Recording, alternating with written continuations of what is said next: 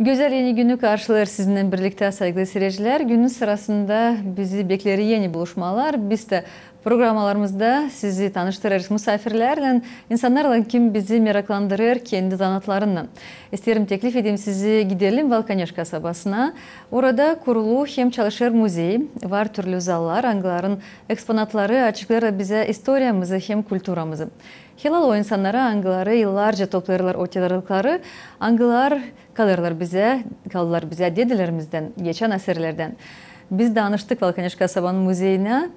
Sizi de teklif ederiz. Görelim ne acaba var o zallarda. Bize bir ekskursiya yapacak müzeyin başı Vasiliy Malchev. Biz bulunayız de bizim müzeyimizde. Müzeyimizde var 4 oda. De biz bulunayız o odaların birisinde. Etnografiya odası. Elbette kendi lafta bize gösteriyor. Hani bu şimdi kim bilmeyer. Önce söyleyeyim ki etnografikos iki lafta Grek dilinden gelme. Etnos o halk, grafikos o da yazma sayılı. Halka araştırma bir bilim. Demek burada bulunan eksponatlar hani bağlı kar halkla. Onlar ne kullanıyla gün günden yaşaması ne so insanın geçi. Burada var türlü nesne eksponatlar. Söyleyeyim size ki burada bizde çünkü Valkaneş bir vakitler bize girerdi çok Molvan köylerde. O pur boyundan köyler onlar girerdi bizim rayona. Şimdi ona bulunuyor elbette Kavl rayonunda. Da onuştan bizde burada var eksponatlar değil sadece bizden. Hani Gagavuzlardan bizden olsa ama var Molvanlardan da sonra burada vardı bir vakitler bir Ukrayna köyü. O şimdi yok. Kartada siz onu bulamayacaksınız. Ama 60. yıllarda o da vardı. O Greçen köyü orada Ukrayna yaşardı. Onlardan da neyse var kimi işler. Beşkirler, nesteler sayılı. Neyse var onlardan da. Bulgarlardan bizde daha az var. Da Valkaneş'te yaşıyor Bulgarlar da bizde daha çok Bulgarlar Kayrakliye köyünden, Kayraklı'dan. Niçin ki bir vakitler daha 50. yıllar Kayraklı köyü girerdi bizim rayona. Şimdi bizde elbette ki bu odada en büyük payı kaplıydı bu düzen. Siz kendiniz de bilirsiniz ki düzen bizde vardı evveller yer bir evde. Çünkü düzensiz yaşamak zordu. Çünkü de gençler hiç bilmiyorlar. Şimdi bizde var magazinler. Ne istersen canın vanca alasın. Ruba mı, yüle ruba, bile ruba. O vakitler bunlar yoktu. Da onuştan insanlar kendileri dokuyardılar. Da sonra düzende değil sadece pala. Çoğusu bizde biliyor yani pala kilim dokuyardılar değil. Vardı mahsus materyal dokuyardılar. Hani onları sonra kesmeye da ruba dikmeye. Da gene anılmış da diyelim şimdi biz de araştırırız. Çok vakit ararız. Çok yazık hani bulamayız. Anılmış kuşak hani. Kırmızı kuşak evveller yer bir adamda vardı. Geçen tutardı adamın güğdesini öyle silah tutardı onu. Bırakmardı hani soğuklama girsin içine. Çünkü adamla bütün gün işlerdiler. O değil ne soy şimdi. Bizde şimdi yaşamak rahatlık. Ne soy rahmetli anam derdi yaşaysınız ne soy rayda. Da diyelim hangi tarafa bakalım. Şimdi nereden alınalım? En evvelki köşe bizde bu. Burada var öyle işler, eksponatlar. Hani onlar sadece müzeylerde var. Diyelim bu bakırlar. Onlar siz bir yerde bulamayacağınız hiçbir evde, hiçbir tavanda yeri bir sarayda. Onlar sadece müzeylerde değil yer bir müzeyde de. Çünkü tam bu bakırlarla bizim dedeler Balkanlardan geldiler. Bu Balkan bir nesnesi kabı. Çünkü burada Basarabia'da bile işle yoktu. O yüzden da onlar burada yavaş yavaş kaybettiler. Zerim o da demir, o da yıpranı. onlar vardı türlü de görürseniz burada bir büyücürek, bakır, burası daha küçürek, daha küçürek. Biz kendimiz de anlayız daha küçürek. Sucağı sesi dardılar, daha izli kaynasın diye. Sonra burada bu daha büyükte ne su yemekle yapardılar. Demek bu bakırlar bir anmak Balkanlar için. Bizim ana vatanımız için sayılın yerden biz geldik de çoğusu daha bugünkü güne kadar bilmiyorlar. Hani hepsi Gagavuzlar, elbette Bulgarlar da. Bulgarya'dan kopma. Orası bizim ana memleket, ana toprağımız oradan. Sonra elbette burada yaşayaraktan artık burası bizim ana toprak oldu, bizim boylar. Çünkü biz burada doğduk, biz burada büyüdük. Burada bu düzeyin yanında var türlü tertipler. Hani bu bize gösteriyor. Çünkü bilirsiniz hani düzende daha çok yapağdan, bu yapağda, bu değil öyle sıradan yapağı.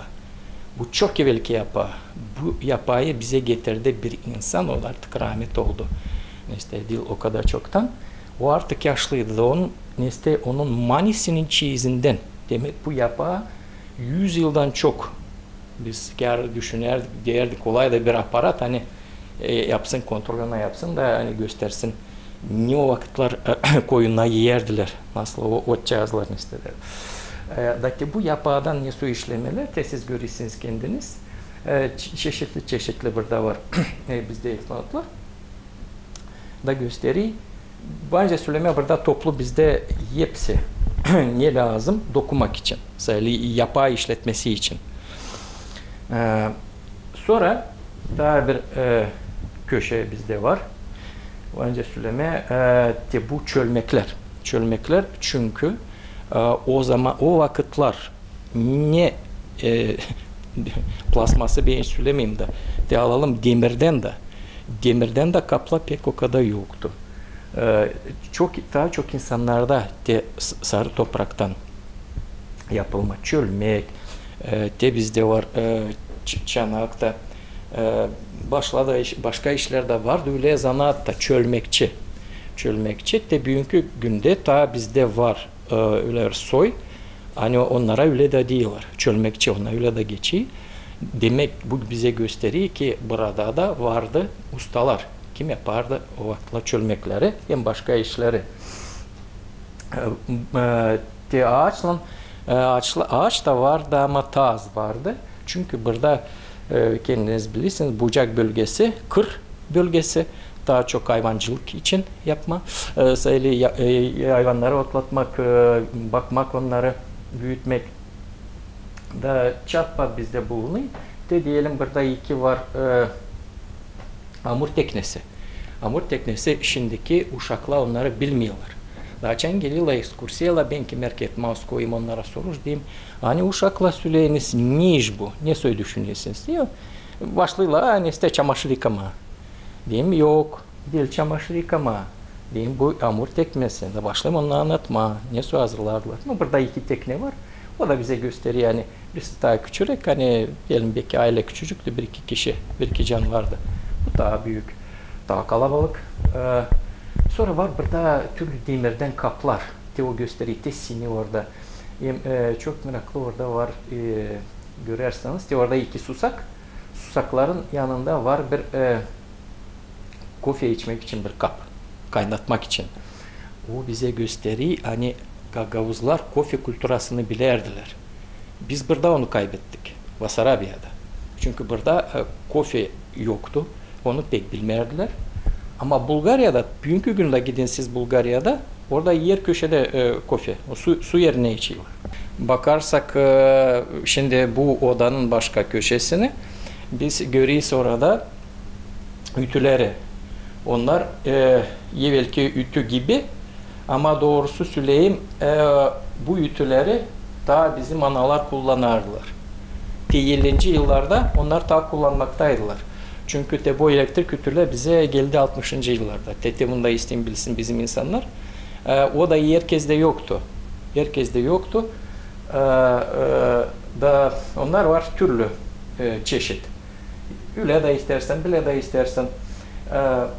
Ama yeni evvelki ütü size göstereyim. Bu ütü. O dökme, bütün. Onu hani ısıtma diye onu lazımdı çok tutma plita üstünde, ocak üstünde. Olma pek kuşku hani rubayı yakmama. Yeni evvelki ütü tebute. Bile ütüler ben pek görmedim de. Benim kolegalarıma açan olurum hani onların müzelerine. Ben bile pek görmedim. Kâr söyleyemeyeceğim kaç yıllık o lazım, 100 yıldan çok lazım olsa o mutlak. Çünkü bile ütüler, bugünkü günde de bunlar diyelim hani ben biraz önce anlattım. Bunlar daha şimdi de var. İnsanlar kim erkeğe yaklaşırlar da var evvelki ütü, nesne getireyim getirmeyeyim. Bunlar başka müzelerde de var, o sayılı büyük problema değil. Şimdiki günde anlata bulunuyor. Da azalıyor ama daha var. Yemeği elbette bir önemli yer bizim bu odada alıyor bu sofra. Sofra çünkü Gagavuz kültürasında o çok önemli bir tertip. Bu sofrada toplanırdı bütün aile ilerlerden toplanırdı. Yemeği, onda vardı türlü. Şimdi bizde aynı müzeyde o bile ölçüde. Vardı onda daha büyük, daha yüksek. Skemnelerde bunlar öyle sıradan skemne. Bunu herkes bence yapsın. Bir parça tahta, 2-3 orada dal, yonmuşlar, paklamışlar, koymuşlar, yerleştirmişler. Sonra başladı tahtalar bizde peydalanma da başladı daha delikat skemneler peydalanma. Bu bize ne gösteriyor? Bu dil sofra gibi sadece hani aile otursun. Burada çok önemli onun şekli. Görürseniz o tombarlak şeklinde. Tombarlak demek ki aile toplanıyor da o bu sofrayı bütün aileye birer topluyor. Çünkü bakın şimdi ne oluyor? Şimdi biz oturuyoruz da şimdiki masalar, stol kim ne söylerse onların köşeleri var. Bu köşeler bizi birbirimizden ayırdı. Da bugünkü günlerin probleması, niye so insanlar birinden uzaklaştılar. Ailede de baba uşak arasında, ana uşak arasında bağlantı kopuyor. Burada bütün aile bir yerdeydi. Bu açan oturardılar sofraya. Hepsi yaparlar stavrozunu, hepsi yapardı dualarını. Bugünkü günde de çok yazık. Biz sayız kendimizi Hristiyan. İnsanlar liseler insanlar gidiyor ama ben söyleyeyim size doğrudan pek öyle görmedim hani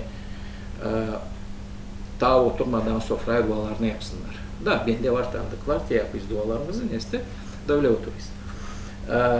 Da kimden başlardı bu sofraya oturmak?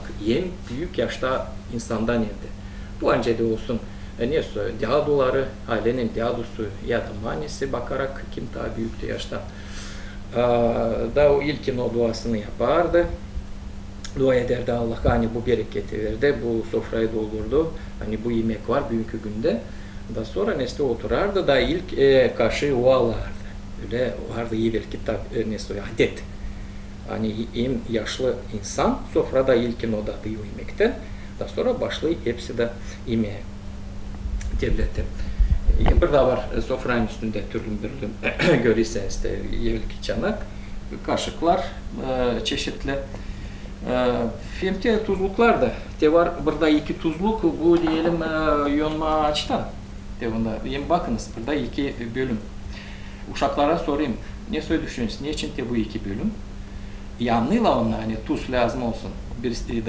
Bir tarafta tuz durar da öbür tarafta şeker. Diyeyim dil şeker. Diyeyim vakitleri bizim insanlar bilmeliler şekeri. O şeker kıtlığıydı. Diyeyim düğülmüş kırmızı biber. Diyeyim, o zaman adet de bizim yemeklerimizde mutlak lazım da düğülmüş kırmızı biber. Devlete. Bu da çamurdan da sayılıysa toprakta pişmiş bir tuzluk. O da raritet. Bile işle ben mayı görmedim söyleyeyim size doğrudan. Şimdi ne ben anlattım size. Bu sadece bir küçük payı. Bunu bence anlatma. Çünkü var burada başka. Eksponatlarda mesela bu anlatmayı genişletme. Siz de şimdi göreceğiniz o bizim kültürümüzün en önemli payları.